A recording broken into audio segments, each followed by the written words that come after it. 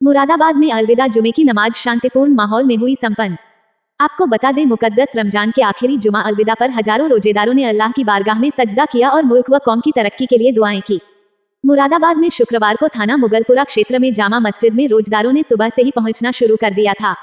वहीं जुमा अलविदा नमाज के लिए जिला प्रशासन व पुलिस की ओर से नमाजियों के लिए कड़ी सुरक्षा के इंतजाम किए गए। चुप्पे चप्पे पर फोर्स की तैनाती की गई।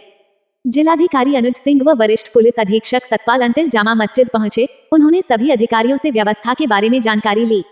जामा मस्जिद की नमाज नायब शहर इमाम मुफ्ती सैयद फहद अली ने अदा कराई।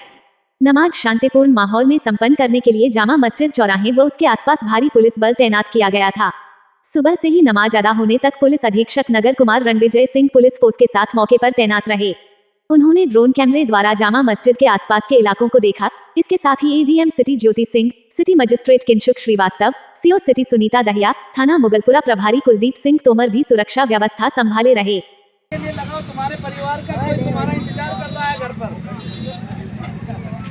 लो चलो तुम भी लो। रोड सेफ्टी अभियान द्वारा आज नमाज संपन्न की गई, क्या कुछ करें? देखिए, बहुत दिनों से होमवर्क चल रहा था और हमारे सभी थाने के एसएचओज, सभी सीओ साहबान और उसके साथ साथ जो संबंधित मजिस्ट्रेट साहबान हैं, सभी ने बहुत ज़बरदस्त तरीके से इंटेंस होमवर्क किया था और जिसका परिणाम ये रहा कि आज जो अलविदा जुमे की नमाज़ थी सभी जगहों पर बहुत सकुशल तरीके से संपन्न हुई है। इनफैक्ट हम लोगों ने series of peace committee meetings की थी।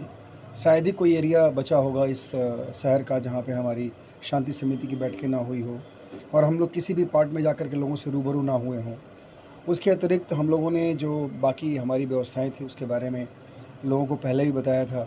शासन के जो दिशा निर्देश थे उसके बारे में हम लोगों ने बताया था।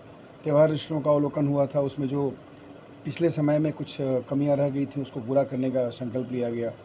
हमारे सभी डिपार्टमेंट्स का इंटर डिपार्टमेंटल कोऑर्डिनेशन रहा और उसके अतिरिक्त हम लोगों ने जो हमारे यहाँ जोनल सेक्टर स्कीम लगती है उसी में हम लोगों ने डिप्लॉयमेंट किया था। 5 जोन और 17 सेक्टर बनाए थे।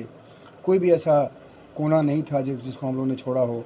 सारे गलियों का हम लोगों ने एक सही जो जहाँ मस्जिदें हैं जहाँ ज़रूरत थी सभी जगहों पे हम लोगों ने एनिमल कैचर्स लगाए थे।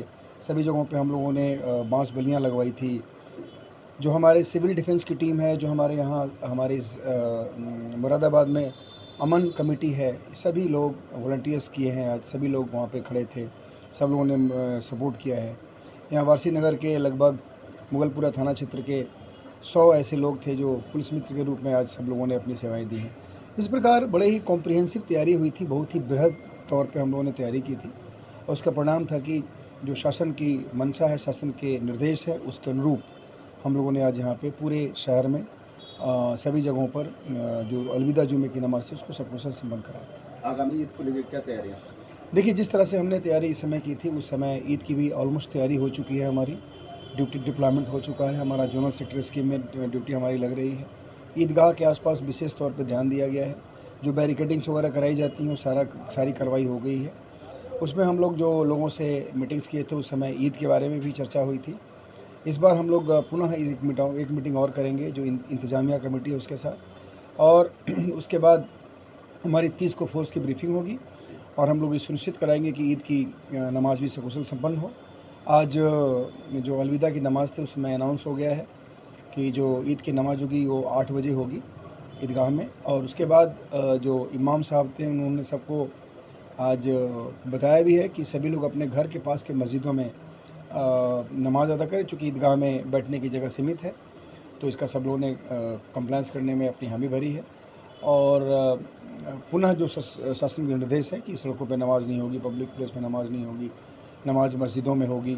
तो इन सभी चीज़ों को हम लोग रिट्रीट कराए हैं और हम लोग पुनः 2-3 दिन के तैयारी में हम लोग इस बात को और भी लोगों तक पहुंचाएंगे।